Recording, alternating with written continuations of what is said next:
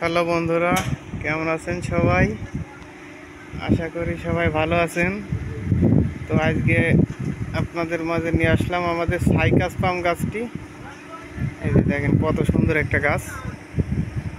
এই গাছটি হচ্ছে আজ থেকে প্রায় 4 বছর আগে লাগানো, কিন্তু গাছের ভিতরে এইটা কি ফুল আসছে না নতুন করে পাতা হচ্ছে এটা বোঝা যাচ্ছে না। যদি আপনারা কেউ জানে থাকেন বলতে পারেন এটা কি জিনিস। কাটা কাটা আছে। এখন এ গাছের ফুল আমি কখনো দেখি নাই, তো এটা ফুল না পাতা এটা কনফিউজ আছে। গাছটা মোটামুটি খুব সুন্দর শেপ পাইছে, মানে একদম ছাতের মতো হয়ে গেছে গাছটা। আর সুন্দর একটা টবে লাগানো আছে।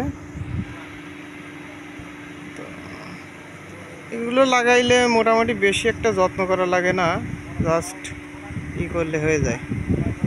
মাঝে মাঝে একটু জল টল দিলে সুন্দরভাবে হয়, রোগ ব্যাধি কম। গাছটার নার্সারি থেকে কিনে নিয়ে আসা হয়েছিল।